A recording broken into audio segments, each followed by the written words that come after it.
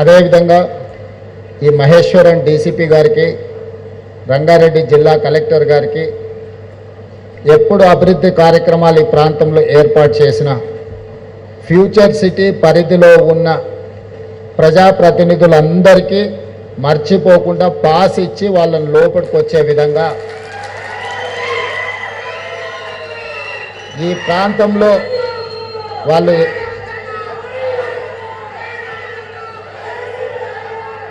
సర్పంచులుగాను, కౌన్సిలర్స్గాను, కార్పొరేటర్లుగాను లేదా ఇతర హోదాలలో ప్రజల చేత ఎన్నుకోబడిన ప్రజాప్రతినిధులు, శాసనసభ్యులు, పార్లమెంట్ సభ్యులు అందరినీ ఈ అభివృద్ధి కార్యక్రమంలో భాగస్వాములను చేసినప్పుడే ఈ ఫ్యూచర్ సిటీ మన భవిష్యత్ తరాలకు ఒక అద్భుతమైన నగరంగా రాణించడానికి అవకాశం ఉంటుంది. ఇక్కడ సమస్యలు ముఖ్యమంత్రి స్థాయిలో నేను, ఐటీ అండ్ ఇండస్ట్రీస్ మినిస్టర్గా శ్రీధర్ బాబు గారు, ఇతర మంత్రులు అనుకుంటే పరిష్కారం అయ్యే సమస్యలు కాదు. ఈడ సమస్యలు పరిష్కారం కావాలంటే స్థానిక సంస్థల ఎన్నికైన సర్పంచులు, కౌన్సిలర్లు, కార్పొరేటర్లు ప్రభుత్వానికి సహకరించినప్పుడే ఈ సమస్యలు పరిష్కారం అవుతాయి. కాబట్టి మీరు విధిగా ఫ్యూచర్ సిటీ పరిధిలోకి వచ్చే అన్ని గ్రామాల సర్పంచుల వివరాలు తెప్పించుకొని ప్రభుత్వ అధికారిక కార్యక్రమం ఉన్నప్పుడు వాళ్ళందరికీ ఒక పాస్ పంపించండి. మీ కమిషనరేట్లోనే ఒక విభాగం పెట్టుకోండి. దాంతో ఏమవుతుందంటే మేము దారెంబడి వస్తున్నప్పుడు ప్రజాప్రతినిధులు దారి పక్కన నిలబడి మమ్మల్ని లోపలికి రానివ్వడం లేదు అని చెప్పడం, మళ్ళీ మేము ఆగి వాళ్ళను లోపలికి పంపించండి అని చెప్పడం, ఇదంతా మనకెవరికి మంచిది కాదు. ఇది ప్రజాప్రభుత్వం, ప్రజల కోసం ఏర్పడ్డ ప్రభుత్వం. కాబట్టి దయచేసి అధికారులు ఖచ్చితంగా ఈ జాగ్రత్త తీసుకోవాల్సిందిగా నేను వారికి సూచన చేస్తున్నా. అదేవిధంగా రెండవది, ఇప్పుడు కొంతమంది గ్రామాలకు సంబంధించిన సర్పంచులు, ప్రజాప్రతినిధులు వచ్చి ఒక విజ్ఞప్తి చేసిండ్రు. మా గ్రామాలు కొన్ని ఫ్యూచర్ సిటీలో కలపకుండా పక్కన మిగిలిపోయినాయి, మా గ్రామాలను కూడా ఫ్యూచర్ సిటీలో కలపండి, తద్వారా మా గ్రామాలకు కూడా అభివృద్ధి విస్తరిస్తుంది, మేము కూడా ఫ్యూచర్ సిటీ అభివృద్ధిలో భాగస్వాములం అవుతామని చెప్పి కొంతమంది నా దృష్టికి తీసుకొచ్చిండ్రు. కేఎల్ఆర్ గారికి, మల్రెడ్డి రంగారెడ్డి గారికి నా సూచన, ఆ గ్రామాలకు సంబంధించిన గ్రామ సభలు పెట్టి గ్రామ సభలలో తీర్మానం చేయించి ఆ తీర్మానం కాపీలను కలెక్టర్ గారికి, అదేవిధంగా జిల్లా ఇన్ఛార్జ్ మంత్రివర్యులు మిత్రులు శ్రీధర్ బాబు గారికి అందించండి. తప్పకుండా గ్రామాలను ఏ రకంగా ఫ్యూచర్ సిటీలా కలుపుకోవాలి, చట్టాన్ని సవరించాలి, వాళ్లకు కూడా ఈ అభివృద్ధి ఫలాలు అందే విధంగా ప్రభుత్వం తీసుకునే నిర్ణయాలను తప్పకుండా ప్రభుత్వం తీసుకుంటుంది. వాళ్ళ ఆకాంక్షలకు అనుగుణంగానే ఈ ప్రభుత్వం పనిచేయాలనుకుంటుంది. అభివృద్ధిలో ప్రజల్ని భాగస్వాములను చేసి ఈ ప్రాంతాన్ని అధునాతమైన అభివృద్ధి చెందిన నగరంగా తీర్చిదిద్దాలనేదే ఈ ప్రభుత్వం యొక్క లక్ష్యం. మీకు చరిత్ర గురించి ఆలోచన చేసినప్పుడు హైదరాబాదు నగరం కులీ కుతుబ్ షాయిలు మొదలుపెట్టి, అదేవిధంగా గోల్కొండ యాదవ రాజుల నుంచి మొదలు పెడితే నిజాం సర్కార్, ఆ తర్వాత బ్రిటిషర్స్తో కలిసి నిజాం నిర్మించిన సికింద్రాబాద్, ఆ తర్వాత చంద్రబాబు నాయుడు గారు, రాజశేఖర రెడ్డి గారు కలిసి నిర్మించిన మన సైబరాబాద్, ఈరోజు 4వ నగరంగా మనం భారత్ ఫ్యూచర్ సిటీని తీర్చిదిద్దాలనుకుంటున్నాము.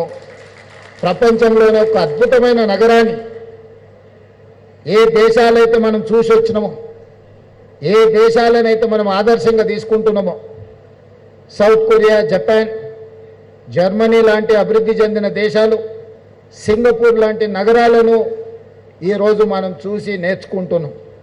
ఆ నగరాలను మనం ఆదర్శంగా తీసుకుంటున్నాం. న్యూయార్క్ లాంటి నగరాలను ఈరోజు మనం ఆదర్శంగా తీసుకుంటున్నాం. ఏ నగరాలనైతే మనం ఆదర్శంగా తీసుకుంటున్నామో ఆ నగరాలతో పోటీ పడే విధంగా మరొక సింగపూర్, మరొక న్యూయార్క్, టోక్యో నగరాల్లో ఈరోజు ఇక్కడ ఈ మహేశ్వరం, ఇబ్రహీంపట్నం ప్రాంతంలో భారత్ ఫ్యూచర్ సిటీ పేరు మీద భవిష్యత్ తరాలకు అందించాలని ఆలోచన. ఎవరైతే మనకు ఆదర్శమో వాళ్ళతోనే పోటీ పడాలనేది మన ప్రభుత్వం యొక్క విధానము. వాళ్ళతో పోటీ పడే విధంగా ఈ నగరాన్ని అభివృద్ధి చేయాలని రాష్ట్ర ప్రభుత్వం నిర్ణయం తీసుకున్నది. అందుకే ఈనాడు ఒకటొకటిగా రోడ్లకు సంబంధించి కావచ్చు, ఫ్యూచర్ సిటీ కార్యాలయం కావచ్చు, స్కిల్స్ యూనివర్సిటీ కావచ్చు, ఈరోజు ఫ్యూచర్ సిటీ కమిషనరేట్ కావచ్చు. ఈరోజు ఈ ప్రాంతాన్ని భవిష్యత్తులో ఒక అభివృద్ధి చెందిన నగరంగా తీర్చిదిద్దాలి అని అంటే నిరుద్యోగ యువకులకు శిక్షణ, సాంకేతిక శిక్షణను అందించాలి, స్కిల్ డెవలప్ చేయాలి. ఈ స్కిల్ ద్వారా నిరుద్యోగ యువకులకు ఉద్యోగ ఉపాధి అవకాశాలను కల్పించాలి అని ఆ స్కిల్స్ యూనివర్సిటీని ఈరోజు 60 ఎకరాలలో మనం ఇక్కడ కట్టుకుంటున్నాం. మనం ఇతర రాష్ట్రాలు, ఇతర దేశాల నుంచి వచ్చే పెట్టుబడుల ఒప్పందాలు ఎక్కడో హైదరాబాద్లోనో సైబరాబాద్లోనో కూర్చొని ఒప్పందాలు చేస్తున్నాం. అలా కాకుండా ఆ ఫ్యూచర్ సిటీ ఒప్పందాలు, ఫ్యూచర్ సిటీ కార్యాలయం ఇక్కడనే ఒప్పందాలు చేయాలి, వాళ్ళని ఇక్కడికి రప్పించాలని ఈరోజు ఫ్యూచర్ సిటీ కార్యాలయాన్ని మనం నిర్మించుకున్నాం. తొందరలోనే అధికారులు ఆ ప్రారంభోత్సవ కార్యక్రమాన్ని కూడా మే నెలలో జూన్ 2 లోపలనే అది ప్రారంభించుకునే కార్యక్రమాన్ని మన అధికారులు వేగంగా పూర్తి చేస్తున్నారు. అదేవిధంగా మొన్న జరిగిన గ్లోబల్ సమ్మిట్ మీరందరూ చూసి, ప్రపంచ దేశాల నుంచి దిగ్గజ సంస్థల్ని ఇక్కడికి రప్పించడమే కాకుండా 3 రోజులు అద్భుతంగా గ్లోబల్ సమ్మిట్ నిర్వహించడం ద్వారా పెట్టుబడులకు నమ్మకం, విశ్వాసంతో పాటు ఈ ప్రాంతం అనుకూలమైన ప్రాంతము, అంతర్జాతీయ ఎయిర్పోర్ట్కు కూతవేటి దూరంలోనే ఈ భారత్ ఫ్యూచర్ సిటీ ఉన్నదని, ఎక్కడో అభివృద్ధి జరిగిన దగ్గర సమ్మిట్లు పెట్టుకోకుండా ఎక్కడైతే మనం అభివృద్ధి చేపట్టాలనుకుంటున్నామో, ఎక్కడైతే అభివృద్ధిని ప్రపంచానికి చూపించాలనుకుంటున్నామో అక్కడనే మన గ్లోబల్ సమ్మిట్ నిర్వహించినాం. మన అధికారులు నిరంతరం శ్రమించి అద్భుతంగా గ్లోబల్ సమ్మిట్ను నిర్వహించారు. ఈరోజు ప్రపంచానికి మన పట్ల విశ్వాసం, నమ్మకం కలిగింది. రాష్ట్రానికి పెట్టుబడులు రాబోతున్నాయి. ఆ పెట్టుబడులు ఈ ప్రాంతంలోనే మీకు అందుబాటులో ఉండబోతున్నాయని చెప్పి నేను ఈ సందర్భంగా తెలియజేయదలుచుకున్నా. మిత్రులారా, Cyberabad hitech city, outer ring road, అంతర్జాతీయ ఎయిర్పోర్ట్ ఇవన్నీ మీ కళ్ళ ముందు ఒకప్పుడు చర్చ జరిగినప్పుడు 2000 సంవత్సరం నుంచి 2010 సంవత్సరం లోపల ఇవన్నీ కూడా ఒక ఊహా చిత్రంగా మొదలైనవి. ఆ రోజు అవి చూపించిన నాయకులను అవహేళన చేశారు. ఇట్లాంటి 7 అంతస్తుల మేడలు గాల్లో కడుతున్నారు, ఇది సాధ్యమైతాయా అని ఆనాడు మాట్లాడారు. పెద్దలు తిగల కృష్ణారెడ్డి గారు ఇక్కడనే ఉన్నారు. ఆ రోజు హైదరాబాద్ నగర మేయర్గా ఈ ప్రణాళికలు రచించినప్పుడు వారు ఈ నగరానికి మేయర్. ఆ రోజు ఇవన్నీ చూపించినప్పుడు, ఇవన్నీ చర్చ జరిగినప్పుడు ఆనాటి ప్రజాప్రతినిధులను అవహేళన చేసిండ్రు, ఇది సాధ్యమయమైన విషయమేనా అని. కానీ ఈరోజు నిజమైంది. ఈ దేశంలోనే 160 కిలోమీటర్ల 500 ఫీట్లు ఉండే ఔటర్ రింగ్ రోడ్డు ఏ నగరానికి లేదు. అది ఢిల్లీ దేశ రాజధాని కావచ్చు, ఫైనాన్షియల్ క్యాపిటల్ ముంబై కావచ్చు, ఐటీ క్యాపిటల్ బెంగళూరు కావచ్చు, చెన్నై ఇండస్ట్రియల్ క్యాపిటల్ చెన్నై కావచ్చు, ఎవరికి ఇంత అద్భుతమైన ఆస్తి లేదు. ఈరోజు దేశంలోనే ఒక అద్భుతమైన ఔటర్ రింగ్ రోడ్ మన దగ్గర ఉంది. మన హైదరాబాద్ ఎయిర్పోర్ట్ ప్రపంచంతోనే ఈరోజు పోటీ పడుతుంది. మన దగ్గర ఉన్న ఐటీ కంపెనీలు, మన దగ్గర ఉన్న ఫార్మా కంపెనీలు, మన ప్రపంచం సంక్షోభంలో మునిగినప్పుడు, కోవిడ్ వచ్చినప్పుడు 4 కోవిడ్ వ్యాక్సిన్స్ను ప్రపంచం ఉత్పత్తి చేస్తే అందులో 3 కోవిడ్ వ్యాక్సిన్స్ హైదరాబాద్ నుంచి, జినోమ్ వ్యాలీ నుంచి తెలంగాణ రాష్ట్రం ప్రపంచానికి అందించింది, మన రాష్ట్రానికి కాదు. ఐటీ ఎగుమతులు, ఈరోజు డిఫెన్స్ ఎగుమతులు 100% అభివృద్ధి చెందింది. పోయిన సంవత్సరం 3500, 3600 కోట్ల ఎగుమతులు చేస్తే ఈ సంవత్సరం 7500 కోట్ల రూపాయలు ఎగుమతులు ఈరోజు డిఫెన్స్లో మనం పెట్టినాం. మనం రాఫేల్ అని యుద్ధ విమానాన్ని విన్నాం. ఆ రాఫేల్ని సర్వీస్ సెంటర్ ఎంఆర్ఓ ఈరోజు జిఎంఆర్ ఈరోజు శంషాబాద్ ఎయిర్పోర్టులో, ఫ్రాన్స్లో ఒకటి ఉంటే రెండోది మన దేశంలో మన నగరంలో మీ ఊర్లోనే ఈరోజు సాఫ్రాన్ ఎంఆర్ఓ ఈరోజు ఇక్కడ ప్రారంభించుకున్నాం. సాఫ్రాన్ ఎంఆర్ఓలో యుద్ధ విమానాలను ఈరోజు సర్వీస్ చేసే సెంటర్స్గా, వాటిలో వచ్చే సమస్యలు పరిష్కరించే సెంటర్గా రాణించింది.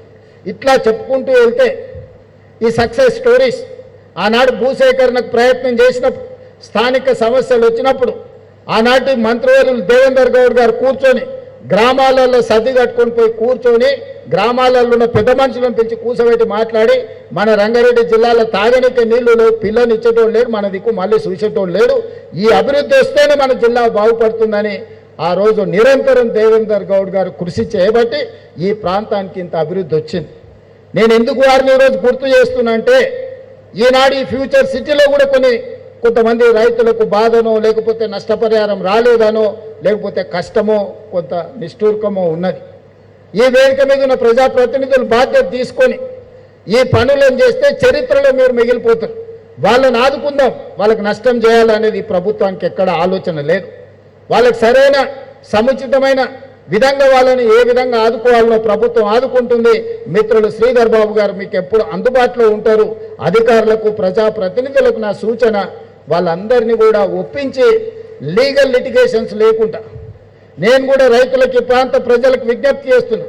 చట్టపరంగా నోటిఫికేషన్లు ఇవ్వడం, లీగల్ ప్రాసెస్ అంతా కంప్లీట్ అయిపోయింది.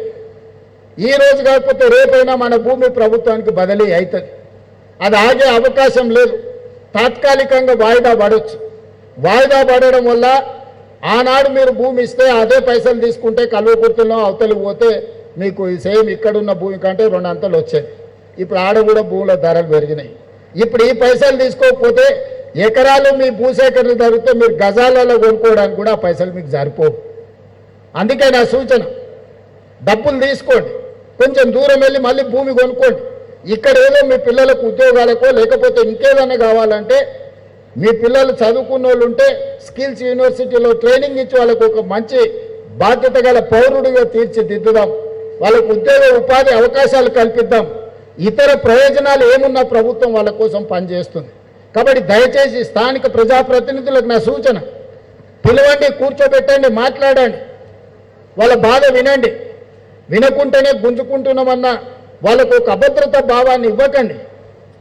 ఎందుకంటే చాలా వరకు 90% భూములు క్లియర్ అయిన జూపల్లి కృష్ణారావు గారు ఆ రోజు ఇండస్ట్రీస్ మినిస్టర్గా ఉన్నప్పుడే ఈ భూసేకరణ కార్యక్రమం, ఈ ప్రణాళికలు కొంత ముందుకు వచ్చినాయి. ఆ రోజు ఇచ్చి ఆ రోజే డబ్బులు తీసుకుంటే ఈ కొంచెం ఇసుట యాచారం దాటితే నాగార్జున సాగర్ రోడ్లైనా యువతల కడతాల ఆమన్గాలు దాటితే ఇక్కడైనా మంచి భూములు వచ్చేది. ఇప్పుడు ఆ అవకాశం కూడా పోయింది. రోజుకు ధరలు పెరుగుతూ ఉన్నాయి. అప్పుడో ఇప్పుడు అడుగుతుంటే తెలిసిన వాళ్ళు ఏమయ్యా భూమి ధర ఎట్లుందని, ఏమన్నా 5 ఎకరాలు కొనుక్కున్నా ఫ్యూచర్ సిటీ దగ్గర నేను అడిగితే 6 నెలల కింద 3 కోట్లు చెప్పారు, ఇప్పుడు 6 కోట్లు చెప్తారు. అంటే ఇక జీవితంలో ఆయనలో 3 కోట్లు అయినప్పుడు ఎక్కువ అనుకున్నాను, ఇప్పుడు 6 అయింది. ఇంకా కొనుక్కునే మా స్థాయి దాటిపోయింది. ఇంకా భవిష్యత్తులో ఎప్పుడు మాకు ఫ్యూచర్ సిటీలో భూమి లేదనుకునే పరిస్థితి వచ్చేది. అందుకే ఎప్పటికప్పుడు ధరలు పెరుగుతూనే ఉన్నాయి. కాబట్టి వచ్చి ఈరోజు తీసుకొని అధికారులకు కూడా నా సూచన, పేదల పట్ల మానవీయ కోణంతో మీరు వ్యవహరించండి. వాళ్ళు శత్రువులు కాదు, వాళ్ళు మన అభివృద్ధి కోసం భూములు ఇస్తున్నారు. ఈ అభివృద్ధిలో వాళ్ళు భాగస్వాములు అవుతున్నారు. వాళ్ళని గౌరవించండి, వాళ్ళకి మర్యాద ఇవ్వండి, వాళ్ళని పిలిచి కూర్చోబెట్టి మాట్లాడండి. మీరు కూర్చోబెట్టి ఛాయ్ తాగిపించి 10 నిమిషాలు మాట్లాడితే వాళ్ళ కడుపు లేదన్న బాధ ఉంటే చెప్పుకుంటారు. ఈ నుండి చేయగలిగింది చేయండి. మీ స్థాయిలో చేయలేని ఉంటే మంత్రి గారి దగ్గరికి తీసుకెళ్ళండి, మంత్రి గారి స్థాయిలో కాదు ఉంటే నా దగ్గరికి తీసుకురండి. ఈ ప్రాంతంలో ఉన్న ప్రతి ఒక్కరు 90% నాకు తెలుసు. నేను ఎందుకంటే చాలాసార్లు ఈ ప్రాంతంలో తిరిగిన, పాదయాత్ర చేసిన. ఏమై జగన్ నడిచిన పాదయాత్రలు వచ్చినావు కదా. కాబట్టి చాలామంది ఏం పాండు నాకు బాగున్నావా గుర్తుపట్టిన. కాబట్టి అందరినీ నేను గుర్తుపడతా, పేరు నాకు తెలుసు. వాళ్ళు సర్పంచులు అయినా కాకపోయినా, వాళ్ళు నాయకులు అయినా కాకపోయినా, కార్యకర్తల్ని కూడా రైతులను కూడా నేను గుర్తుపడతా. నేను ఇక్కడ ఉండేటోళ్ళకి నా సూచన ఒక్కటే, మీకు నష్టం చేసి నేను శ్రీధర్ బాబు గారు ఎక్కడికి తీసుకుపోయలేదు. నేను కొడంగల్ తీసుకుపోను, ఆయన మంతని తీసుకుపోడు. మీకే అభివృద్ధి చేసి మీకు ఇస్తాం. ఈ 2 ఏళ్ళు మీరు సహకరిస్తే దేశంలోనే కాదు ప్రపంచంలోనే ఒక అద్భుతమైన నగరానికి ఇక్కడ పునాదులు పడతాయి. ఎవరైనా ఇక్కడికి రావాల్సిందే. ఆయన బిల్ గేట్స్ అయినా, బిల్ క్లింటన్ అయినా, ట్రంప్ అయినా, లేకపోతే ఇంకెవరైనా ఎలాన్ మస్క్ అయినా ఈ నగరంలో పెట్టుబడులు పెట్టకపోతే ఏదో కోల్పోయినాం అనుకునే పరిస్థితి తప్పకుండా తీసుకొచ్చే బాధ్యత మన ప్రభుత్వం తీసుకుంటుంది. ఈరోజు యుద్ధ పరిస్థితుల్లో ఆనాడు ఇండియా పాకిస్తాన్ ఆపరేషన్ సింధూర్ జరుగుతున్నప్పుడు దేశం మీద దాడులు జరుగుతున్నాయి అనుకున్నా మనము ప్రపంచ అందాల పోటీలు మన నగరంలో నిర్వహించినాం. 118 దేశాల నుంచి ప్రతినిధులు వచ్చిండ్రు. నేను ఎందుకు గుర్తు చేస్తున్నా అంటే యుద్ధం జరిగిన హైదరాబాద్ నగరం ఎంత భద్రమైందో అంతమంది ప్రతినిధులు ఇక్కడికి వచ్చిందంటే మన పట్ల నమ్మకం, విశ్వాసం. ఈరోజు ఇరాన్, ఇజ్రాయెల్ కావచ్చు, లేకపోతే రష్యా, ఉక్రెయిన్ యుద్ధాలు కావచ్చు, ప్రపంచంలో ఎక్కడ యుద్ధాలు జరిగినా, యుద్ధ వాతావరణం ఉన్నా మన ప్రాంతం ప్రశాంతమైన ప్రాంతము. మన ప్రాంతం రక్షణ విషయంలో ఎవ్వరూ ఏం ఆలోచన చేయాల్సిన అవసరం లేదు. అందుకే మనకు పెట్టుబడులు వస్తాయి, అందుకే మనకు పరిశ్రమలు వస్తాయి, అందుకే ఈరోజు మనకు పెద్ద పెద్ద ఫార్చ్యూన్ 500 కంపెనీస్ మన దగ్గరకు వస్తున్నాయి. వీటన్నిటిని అందిపుచ్చుకోవాలంటే మనం సిద్ధంగా ఉండాలి. సిద్ధంగా ఉండాలంటే ట్రంక్ ఇన్ఫ్రాస్ట్రక్చర్ డెవలప్ చేసుకోవాలి. ఔటర్ రింగ్ రోడ్ ఆలోచన చేసినప్పుడు ఇది అయ్యేదా అన్నారు. ఈరోజు మనం రీజనల్ రింగ్ రోడ్ 360 కిలోమీటర్లతోని రీజనల్ రింగ్ రోడ్ నిర్మించుకుంటున్నాం. ఈరోజు రేడియల్ రోడ్ మీ కళ్ళ ముందల్లే పనులు జరుగుతున్నాయి. కొంగర కళ నుంచి ఆమంగల్, అక్కడి నుంచి నల్లమల వరకు, నల్లమల నుంచి సోమశిల నుంచి నంద్యాల నుంచి బెంగళూరు వరకు ఈరోజు మనము controlled express, greenfield express highway మనం నిర్మించుకుంటున్నాం. ఈరోజు ఆ రోడ్డు రావడంతో బెంగళూరు 70 నుంచి 80 కిలోమీటర్ల దూరం తగ్గుతుంది. ఇదే కాదు, ఈరోజు భారత ప్రధానమంత్రి, కేంద్ర ప్రభుత్వం ఈ దేశంలో 7 స్పీడ్ ట్రైన్లను ఇస్తే, వేరే భాషలో బుల్లెట్ ట్రైన్ అంటారు కదా, వాటిని ఇస్తే 3 ట్రైన్లు మన రాష్ట్రానికి వచ్చినాయి. ఈరోజు Bengaluru to Hyderabad bullet train తొందరలో మనం చూడబోతున్నాం. ఇది కళ నిజం కాబోతుంది. ఈరోజు శంషాబాద్ నుంచి పూణే వయా ముంబై ఈరోజు బుల్లెట్ ట్రైన్ రాబోతుంది. ఇవాళ శంషాబాద్ నుంచి మనకు అమరావతి నుంచి చెన్నై ఈరోజు బుల్లెట్ ట్రైన్ రాబోతుంది. చెన్నై పోవాలన్నా వయా అమరావతి వితిన్ అవర్స్లో మనం ట్రైన్లో పోవచ్చు. ఈరోజు శంషాబాద్ నుంచి బెంగళూరు పోవాలన్నా ఈరోజు బుల్లెట్ ట్రైన్ ఉంది. ఈరోజు శంషాబాద్ నుంచి పూణే వయా ముంబై పోవాలన్నా తొందరలోనే రాబోతుంది. అందుకే శంషాబాద్లో ఈరోజు మనం బుల్లెట్ ట్రైన్ హబ్ కోసం ల్యాండ్ కేటాయించబోతున్నాం. నగరం నుంచి మెట్రో రైలు అక్కడికి తీసుకురాబోతున్నాం. అక్కడనే ఒక పెద్ద బస్ టెర్మినల్, వివిధ జిల్లాల నుంచి, వివిధ రాష్ట్రాల నుంచి బస్సుల్లో ప్రయాణించే వాళ్ళు అక్కడికి వచ్చేస్తే కావలసిన వాళ్ళు వెళ్ళాల్చుకున్న బుల్లెట్ ట్రైన్ హబ్లో వాళ్ళు అక్కడనే డైరెక్ట్గా జాయిన్ కావచ్చు. నగరంలో నుంచి ఎవరు వచ్చినా మెట్రోలో అక్కడికి వచ్చే విధంగా ఈరోజు ఎయిర్పోర్ట్ పక్కల్లోనే తొందరలోనే పెద్ద ఎత్తున బుల్లెట్ ట్రైన్ల కోసము, మెట్రో రైలు కోసము, అదేవిధంగా ఒక పెద్ద బస్ టెర్మినల్ని ఈరోజు ఈ ప్రాంతంలో మనం తెచ్చుకోబోతున్నాం. ఇవన్నీ కూడా మన భవిష్యత్ ప్రణాళికలు. ఈ భవిష్యత్ ప్రణాళికలు ముందుకు వెళ్ళాలి అని అంటే స్థానిక ప్రజాప్రతినిధులు సహకరించాలి. లీగల్ లిటిగేషన్స్ లేకుండా చూడాలి. అభివృద్ధి వాయిదా పడితే అంతకంత అంచనాలు పెరిగితే మనం ఏ అభివృద్ధిని కూడా అందిపుచ్చుకోలేము. మనకు అభివృద్ధికి సమస్యగా మారుతుంది. అందుకే రంగారెడ్డి జిల్లా మిత్రులందరికీ నా విజ్ఞప్తి, అద్భుతం రంగారెడ్డి జిల్లాలో జరగబోతుంది. ఇదే సిటీని నేను అటువైపు మేడ్చల్ సైడ్ అయినా కట్టొచ్చు. మా శ్రీధర్ బాబు గారు ఎప్పుడు అంటారు, మీరు ఇటు సైడే చూస్తున్నారు, మా కరీంనగర్ రోడ్డు దిక్కు నుంచి మీరేం మాకు అభివృద్ధి ఇస్తలేరని వారు అంటూ ఉంటారు. లేదా అటు పటాన్చెరు ఆ పక్కకు కూడా పోయి ఉండొచ్చు. కానీ నేను రోజు ఊరికి పోయేది ఈ పక్క నుంచే కాబట్టి అభిమానంతో ఇక్కడ ఈడ మీకు కాలుష్యకారమైన ఫార్మా ఇండస్ట్రీస్ పెడతా అంటే మీ జీవితాలలో ఈ విషం, ఈ కాలుష్యం ఉండొద్దు అని ఒక అద్భుతమైన నగరాన్ని ఆలోచన చేసినాం. దాని పేరు ఫ్యూచర్ సిటీ పెట్టుకున్నాం. కొంతమంది పడనోళ్ళు నచ్చనోళ్ళు ఉంటారు, కడుపులో నొప్పినోళ్ళు కూడా ఉంటారు. ఫ్యూచర్లో నాయకుడు ఫ్యూచర్ సిటీ కడతాడంట అని నేను చెప్పదలుచుకున్నా. మీరు ఏడ్చుకుంటూనే ఉండరు, నేను చేసుకుంటూ పోతూనే ఉంటాను. మీ ఏడిపే, మీ ఆర్తనాదాలే కుటుంబం అంతా కూర్చొని పెడబొబ్బలు పెట్టి ఏడుస్తుంటే అధికారం పోయిందని నా చెవులకు సంగీతం వినిపించినట్టుగా ఉంటుంది. శంకరాభరణం సినిమా చూసినట్టు అనిపిస్తుంది నాకు వాళ్ళ ఏడుపులు వింటుంటే. ఎందుకంటే వాళ్ళు దుఃఖం, బాధ, మేము దోసుకుందాం అనుకున్నాం, ఇంకా 10 ఏళ్ళు 20 ఏళ్ళు ఏలుకుందాం అనుకున్నాం, అర్ధాంతరంగా ఓ రైతు బిడ్డ వచ్చి గుంజుకొని పోయిండు అని వాళ్ళు ఏడుస్తారు. సహజంగా పోయినోనికి ఏడుపు ఉంటుంది, ఉండదా? రావణాసురుడు చచ్చిపోయినప్పుడు కూడా వాళ్ళు ఇంట్లో ఏడ్చి ఉంటారు కదా. కానీ రాముడు మంచి కోసమే రావణాసురుడిని చంపిండు కదా. బకాసురుడైనా లేకపోతే కుంభకర్ణుడైనా వీళ్ళందరూ కూడా వీళ్ళు అసుర అంటే రాక్షసులు. అట్లాంటి వాళ్ళందరికీ కులగురువు శుక్రాచార్యుడు. ఆ శుక్రాచార్యుడు దేవతలు తపస్సు చేసేటప్పుడు, లోక కళ్యాణం కోసం పూజలు చేసేటప్పుడు ఆయనకి 2 శిష్యులు మారీచుడు సుబాహుడు అని ఇద్దరు శిష్యులు ఉంటారు. వాళ్ళని పంపిస్తే వీళ్ళు యజ్ఞాలు యాగాలు చేస్తుంటే రక్తము మాంసం తీసుకొచ్చి ఆ యజ్ఞాల యాగాలలో వేసేటోళ్ళు. శుక్రాచార్యుడు దగ్గర కూర్చొని మారీచుడిని సుబాహుడిని ఊరి మీదకి వదిలేటోడు. ఇప్పుడు రాష్ట్రంలో కూడా అట్లనే నడుస్తున్నది. శుక్రాచార్యుడు ఫామ్ హౌస్లు ఉంటుండు, మారీచుడు సుబాహుడు మన చుట్టూతో తిరుగుతున్నారు. అందుకే మిత్రులారా, రాష్ట్రాన్ని అభివృద్ధి చేసుకుందాం. పనులు చేసే క్రమంలో 10 పనులు చేసినప్పుడు 1-2 తప్పులు దొరుకుతాయి. మనం ఇళ్ళలో పెళ్ళిళ్ళు చేస్తుంటాం, పత్రికలు ఇస్తాం, పక్కింటి వాళ్ళకు ఆఖరికి ఇవ్వచ్చు అనుకుంటాం. కానీ ఊరంతా రాష్ట్రం అంతా ఇచ్చొచ్చే వరకల్లా పక్కింటి వాళ్ళని మర్చిపోతాం. వాళ్ళు అనుకుంటారు, చూడు పక్కింట్లో ఆ మధ్యలో వాళ్ళ కోడిని రాయితో కొట్టినందుకు నాకు కార్డు ఇవ్వలేదు అనుకుంటారు. అవునా? వీళ్ళ కుక్క అరిసినందుకు తిట్టినందుకో, వాళ్ళ కోడి పిల్లని రాయితో కొట్టినందుకో మాకు పెళ్లి పత్రిక ఇవ్వలేదు అనుకుంటారు. మనకు అట్లాంటి ఉద్దేశం ఏమి ఉండదు. పక్కింటి వాళ్ళు కదా ఎప్పుడైనా ఇవ్వచ్చు అనుకుంటాం. దాంతో కొన్ని అపోహల అనుమానాలు ఉంటాయి. మా ప్రభుత్వం చేసేటప్పుడు కూడా అది మూసీ నది పునర్నిర్మాణం కావచ్చు, లేకపోతే రీజనల్ రింగ్ రోడ్ కావచ్చు, భారత్ ఫ్యూచర్ సిటీ కావచ్చు, మెట్రో రైల్ నిర్మాణం కావచ్చు, ఏవి తీసుకున్నా ఈ పనులు వేగంగా చేయాలన్న ఆలోచనతోని ఎక్కడైనా చిన్న తప్పిదాలు దొర్లితే అది ఉద్దేశపూర్వకంగా మీకు ఇబ్బంది కలిగించాలన్న ఆలోచన ఈ ప్రభుత్వానికి కాదు. అనుకోకుండా ఏదైనా జరిగినా ఎంబడే వెనక్కి తిరిగి సర్దిద్దడానికి నేనున్నా.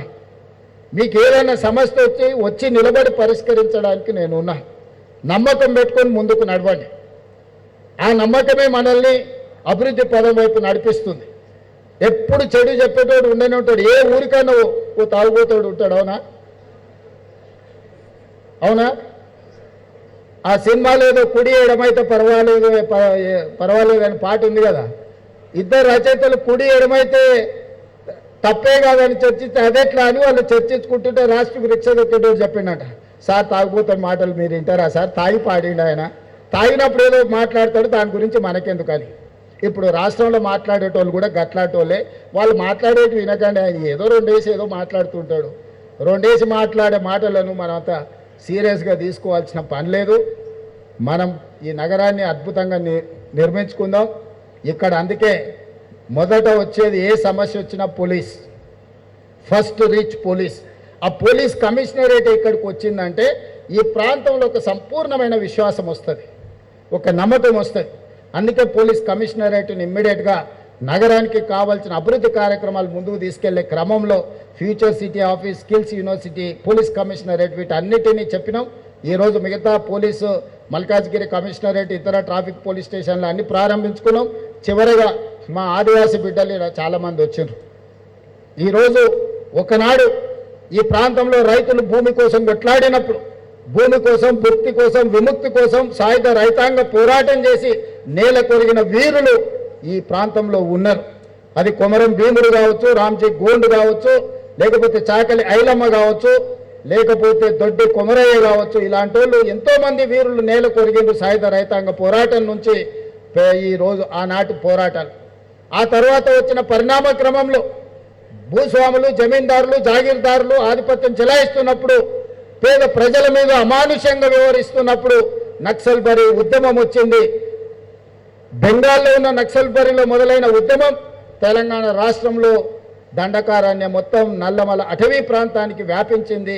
ఆనాడు ప్రజలందరూ ఉవ్వెత్తున నక్సల్బరీ ఉద్యమంలో భాగస్వాములై కాకతీయ ఉస్మానియా యూనివర్సిటీలో ఇంజనీరింగ్ చదువుకుంటున్న గద్దర్ లాంటి వాళ్ళు కూడా నక్సల్బరీ బాట పట్టిండ్రు. ఆనాడు వాళ్ళు స్లోగన్లు ఇచ్చిండ్రు, దున్నేవాడికి భూమి అన్నారు. ఇందిరాగాంధీ అసైన్మెంట్ యాక్ట్ తీసుకొచ్చి, అగ్రికల్చర్ సీలింగ్ యాక్ట్ తీసుకొచ్చి భూస్వాముల దగ్గర, జమీందారుల దగ్గర, జాగీర్దారుల దగ్గర మూలుగుతున్న లక్షలాది ఎకరాలను తీసుకొని పేదలకు పట్టాల పేరు మీద భూములను అందించడం వల్ల దున్నేవాడికి భూమిని అందించింది ఆనాటి శ్రీమతి ఇందిరాగాంధీ గారి ప్రభుత్వం. రైతు కూలీల కోసం రైతాంగ పోరాటాలు జరిగినాయి. వాళ్ళ కూలీతో పాటు గిట్టుబాటు ధర గురించి ఆనాడు ఉద్యమాలు జరిగితే ఆ ఉద్యమాలను దృష్టిలో పెట్టుకొని కనీస మద్దతు ధర చట్టాన్ని తీసుకొచ్చి, ఎంఎస్పి తీసుకొచ్చి, ప్రపంచంలో ఏ వస్తువు ఎవడు ఉత్పత్తి చేస్తే ఉత్పత్తి చేసేవాడు ధర నిర్ణయిస్తాడు. ఒక్క రైతు మాత్రమే తాను ఉత్పత్తి చేసిన పంటను బజార్కు తీసుకెళ్తే, మండికి తీసుకెళ్తే, మార్కెట్కు తీసుకెళ్తే కొనుగోలు చేసేటోడు ధర నిర్ణయిస్తాడు. ప్రపంచంలో అత్యంత దోపిడీకి లోనైంది రైతు. ఆ రైతును కాపాడాలని కనీస మద్దతు ధర చట్టాన్ని తెచ్చి ఈ దేశంలో రైతులను కాపాడింది, రైతులను ఆదుకున్నది ఇందిరాగాంధీ గారు, రాజీవ్ గాంధీ గారు. అదేవిధంగా రైతు కూలీ సంఘాలు, కూలీ దొరక్క అంబలి కేంద్రాలను చూసినా మనం. కరువు ఉన్నప్పుడు అంబలి కేంద్రాలను బస్టాండ్లో పోర్తి పెట్టేది. ఒక్క పూట తినడానికి కూడా కష్టం ఉన్నప్పుడు, కూలి పని కూడా దొరకక వలసలు పోతున్నప్పుడు ఉపాధి హామీ చట్టాన్ని శ్రీమతి సోనియా గాంధీ గారు తీసుకొచ్చి ఈనాడు గ్రామీణ ప్రాంతాలలో పేదవాడికి పని లేకుండా ఆకలితో చావద్దు, ఆకలితో పడుకోవద్దు అని ఈరోజు ఉపాధి హామీ చట్టాన్ని మన ప్రభుత్వం తీసుకొచ్చింది.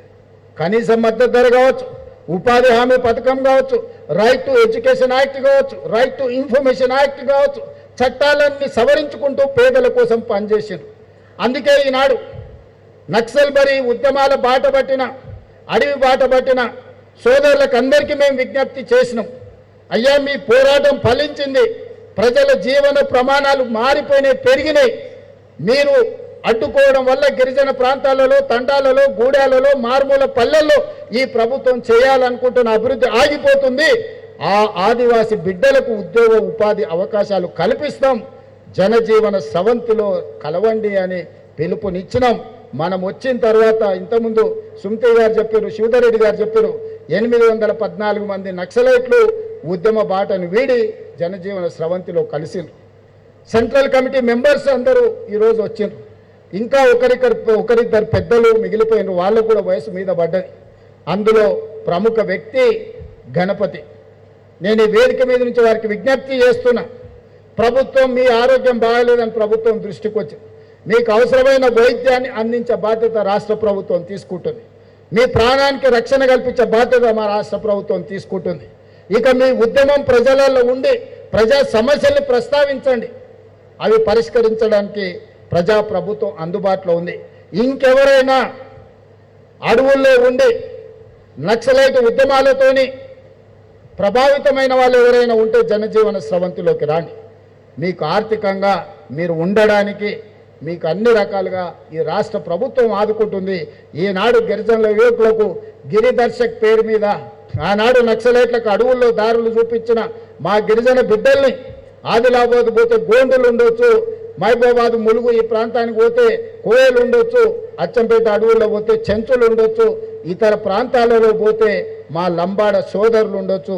ఈ గిరిజనుల బిడ్డలను ఈ రాష్ట్ర అభివృద్ధిలో భాగస్వాములు చేసినప్పుడే నిజమైన ప్రజాపాలనను అందించినట్టుగా మేము భావిస్తున్నాం. అందుకే టూరిజం శాఖ నుంచి, అదేవిధంగా ఫారెస్ట్ డిపార్ట్మెంట్ నుంచి తెలంగాణ జరూర్ ఆనా అనే ఒక స్లోగన్ తీసుకొని ఎండోమెంట్ టూరిజం, ఫారెస్ట్ టూరిజం, ఈరోజు అన్ని టూరిజంలను అభివృద్ధి చేసి వీళ్ళకందరికీ ఒక ఉపాధి కల్పించాలని ఒక మంచి ఆలోచనతోని గిరిదర్శక్ కార్యక్రమాన్ని తీసుకొని ఆ పిల్లలకి ఈరోజు నియామక పత్రాలు అందించబోతున్నాం. మీరు ఎవరైనా మన వాళ్ళు ఎక్కడికెక్కడికో వెళ్తున్నారా, మన దగ్గర అద్భుతమైన సహజ వనరులు, ప్రకృతి సంపద ఉన్నది. మనం మన ఊరిలో పోవట్లేదు. మీరు ఒకసారి బొగతా వాటర్ ఫాల్స్ కానీ, ములుగు అడవి ప్రాంతంలో కానీ, లేకపోతే నల్లమల టైగర్ రిజర్వ్ ఫారెస్ట్లో కానీ, ఇవన్నీ ఒక అద్భుతమైన పర్యాటక కేంద్రాలు. మా జూపల్లి కృష్ణారావు గారు వాటిని ఇంకా అభివృద్ధి చేయడానికి ప్రయత్నం చేస్తున్నారు. వీళ్ళందరినీ కూడా అక్కడ గైడ్స్గా లోకల్ అసిస్టెన్స్ ఇవ్వడానికి వాళ్ళకందరికీ ట్రైనింగ్ ఇవ్వండి. మా శ్రీధర్ బాబు గారికి నేను సూచన చేస్తున్నా, ఈ ట్రైబల్ పిల్లలందరికీ మన స్కిల్స్ యూనివర్సిటీలో ఒక సర్టిఫికెట్ కోర్స్ సాఫ్ట్ స్కిల్స్ నేర్పాలి. ఎలా వ్యవహరించాలి, ఎలా మాట్లాడాలి, హిందీ ఇంగ్లీష్ భాష మీద వాళ్ళకు కొంత పట్టు నేర్పితే ఎవరు టూరిస్ట్ వచ్చినా వాళ్ళు కమ్యూనికేట్ చేసుకోగలుగుతారు. వాళ్ళతోని వ్యవహరించే విధానంలో మార్పు వస్తుంది. ఫైన్ ట్యూన్ చేయడం, ఫినిషింగ్ క్లాసెస్ వాళ్ళకి చెప్పాలి. దానికోసం ఒక 6 months సర్టిఫికెట్ కోర్స్ పెట్టండి స్కిల్ యూనివర్సిటీలో. వాళ్ళకి స్టైఫండ్ ఇవ్వండి. 6 నెలలు వాళ్ళు ట్రైనింగ్ ఇచ్చినప్పుడు ఎవ్రీ మంత్ వాళ్ళకు 2000 3000 ఖర్చులకు ఇస్తే ఆ పిల్లలు ఇక్కడ ఎక్కడైనా ఉండి నేర్చుకుంటారు. కాబట్టి స్కిల్స్ యూనివర్సిటీలో ఈ పిల్లలకి మనము ట్రైనింగ్ ఇవ్వాల్సిన అవసరం ఉంది. సాఫ్ట్ స్కిల్స్ నేర్పించాల్సిన అవసరం ఉన్నది. టెక్నాలజీని కూడా ఏ విధంగా వాడాలి, లొకేషన్స్ కానీ, గూగుల్ మ్యాప్స్ కానీ, లేకపోతే టూరిజం స్పాట్స్ని ఏ విధంగా వాళ్ళు ఎలక్ట్రానిక్ గ్యాడ్జెట్స్లో టూరిస్ట్కు చూపించే అవకాశం, అక్కడికి తీసుకెళ్ళడానికి అవసరమైన, అదేవిధంగా ఈ ట్రావెల్ చేసే టైంలో వాళ్ళని ఏ రకంగా కోఆర్డినేట్ చేసుకోవాలో ఇవన్నీ కూడా పోలీస్ శాఖకు, అదేవిధంగా స్కిల్స్ సంబంధించిన శ్రీధర్ బాబు గారికి సమన్వయం చేసుకొని వాళ్ళకి శిక్షణను అందించాల్సిందిగా వాళ్ళను ఒక అభివృద్ధి పదం వైపు నడిపించే పౌరులుగా తీర్చిదిద్దే బాధ్యత ప్రభుత్వం మీద ఉన్నది. ఆ కార్యక్రమాన్ని తీసుకున్నందుకు కూడా మిమ్మల్ని అందరినీ మనస్ఫూర్తిగా అభినందిస్తూ ఈ కార్యక్రమాన్ని ఏర్పాటు చేసి తక్కువ సమయంలో 2 రోజుల క్రితమే మనం అనుకున్నాం. తక్షణమే ఈ కార్యక్రమాలను అన్నిటినీ ఏర్పాటు చేసిన ప్రతి ఒక్కరిని అభినందిస్తూ మీ అందరి దగ్గర సెలవు తీసుకుంటున్నాను. ధన్యవాదాలు మిత్రులారా.